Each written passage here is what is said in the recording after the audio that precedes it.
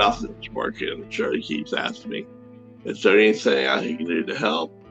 And I go, nah, I got it. No problem. Yeah. I'm like, we are so screwed. This is very bad. Former instructor David Hartsock shares his story about surviving a skydiving accident. I was done for the day, and Tom told me, came up and said, hey, it's an older lady. There's no video for it. So all you gotta do is jump, land. We're done for the day. Okay, I was done, but one quick jump, it's easy. And Shirley was nice, introduced myself, told her, she was gonna be safe. Shirley Dygart and David did a tandem jump. And unfortunately, the way the parachute was packed when it came out, and the opening shock just slammed us. It was like hitting a concrete wall. And it stunned me for a second. We were spinning. Like, wow, what was that? David knew instantly that something was wrong. Or you get a bad opening and it's total malfunction. Because I'm looking at the canopy up there and go, what a mess.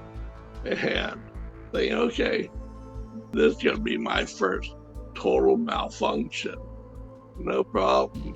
We're bouncing and being tossed all over. And Shirley goes, is this normal? And I'm like, no, we got a little problem, but I got it. So, very well. I ain't got this. This is bad. This is very bad. And every second, we're gaining speed going around in circles. I figured, well, I'm going to fire the reserve parachute. And there's two things that's going to happen. Either one is going to deploy cleanly. That'll give me a chance to get the cutaway handle and pull it and everything will be fine. Or it's going to deploy and it's going to get tangled up in the other pile of mess. And then we're going to have two piles of messes. And sure enough, it went up and tangled around the other one. It's just like, oh, great. Now what do you do? And nothing's working. Shirley keeps asking me, is there anything I can do to help? He began mentally preparing for the landing. Okay, I'm looking all over the ground. It's like, okay, where are we going to land? You can hit a house, and you can hit a barn, you can hit an airplane hangar, you can hit a barbed wire fence, a fence post, you can hit a tree, you can hit a cow, you can hit a horse, you can hit cow, which nobody wants to die in that.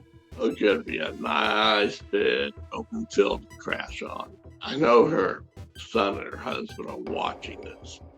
She seems relatively calm, surprisingly, and found out later she figured we were dead. She was not calm at all. She was praying the entire time. I tell people, I was taking care of the camp she worked. She was taking care of the praying part, I'm thinking, okay, how in the world am I not going to wind up killing this lady? There's no way in the world she's going to live through that.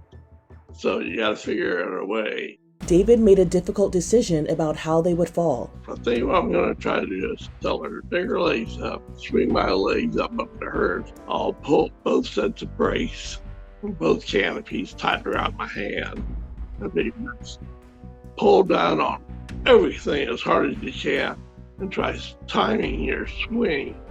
Get her legs up to the last minute that I'll land and she'll land on top of me. I figure we're both dead anyways, but might as well try this. At least one of us might survive. I'm thinking about trying to save her from dying in front of her family. Lift your legs. I yanked down on those lines as hard as I could. Wound up dislocating both arms. The farmland is like concrete. We hit the ground and stunned for a minute. And then I heard Shirley and she was, can we get up? I'm thinking, she's alive. try reaching up to undo the hooks to unhook her from my harness. And it's like, well, I don't feel my right arm. Don't feel my left arm. I'm either stunned or maybe I broke my arm. So she's lying on the arm. I told her, let's just wait for the ground crew to get here. And that was it. That's the last day I remember. Woke up a month and a half later, and the problems ranged all the way from I broke the C4, C5 in the neck, which left me paralyzed. Both lungs were collapsed. The arms were dislocated. I had blood clots. They had me cut open from the upper part of the chest down to the abdominal area. And they were flushing blood clots out of me. And not to mention a host of other problems. I wound up having a halo, metal things go around you that put drills in your head. Found out later that apparently I died 3 times, and they brought me back. 2 months in ICU, 2 months in a long-term rehab facility, and then another 2 months in TIR before I came home. The accident was August 1st of 2009, and the first time I came home was February 10th of 2010. Shirley survived the accident. She lost partial function of the left kidney. She wound up having to have 5 spinal fusions over the years. But other than that, she was able to return back to work. Scoreboard, yeah. So, me, that was a win-win because my job was to take care of her, and she was able to go about her life now just like normal. I'm going to show you how I make my Halloween card. David has adjusted to his new normal. This is what my voice wound up sounding like because the tray can cause some formation on the vocal cords. This is basically what I'm stuck with. So, which isn't too bad because like I was saying, after a while, sometimes I sound like one of the teachers on the Peanuts. It's like, wah, wah, wah, wah, wah. Nobody can understand me. Being a quadriplegic is no picnic. There's lots of things that go on that you have to adjust to. You obviously can't be as active. Obesity is a real problem for people in my condition, and tried managing it as best I can. This is the Terminator 2000 in action. He says he has to partially pay for in-home nursing care, and his various other medical needs are expensive. Not all the medical supplies we need are covered by Medicare and Medicaid. So there are a lot of things like saline we have to pay for out of pocket. Sterile Q-tips, there's just a list of things we have to pay for out of pocket. David doesn't regret saving Shirley's life. Aren't you bitter about the fact that she's back to her life and you're like this permanently for the rest of your life? I'm like, no. I was trying to save her life, that's what I did. What's there to be bitter about, For me, that's, hey, I did a good job. And, not only did I do a good job, but, had a little help from upstairs, probably, yes. So it was all good. We talk all the time. We send emails every so often, or when she's on Facebook. So, but yeah, we stay in contact. We use what we call a low block support system, which consists of these 1, 2, 3, 4, 5, 6 items. And that's what it takes for me to feed myself. David is working towards getting stronger.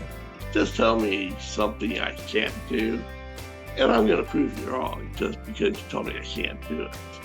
So, been working on things here and there. And first time in 14 years, I've been able to pick something up and put it in my mouth to feed myself. Okay, yeah, that's good. That's a step. Took 14 years, but hey, progress. Bon appetit, and y'all come back now, you hear? Although David has been through a lot, he's insistent that his story is a happy one. Keep moving forward, even if you go backward. Think of it, you've learned something that doesn't work, now move forward from it.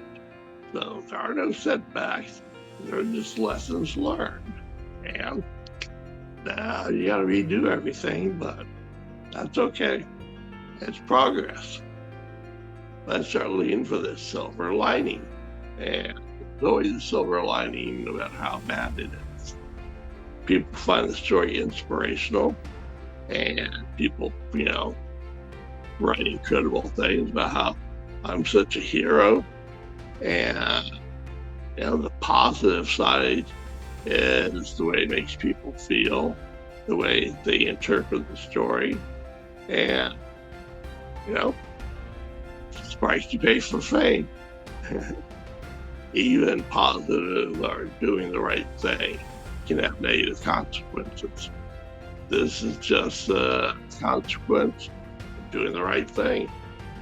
For Inside Edition Digital, I'm Andrea Swindall.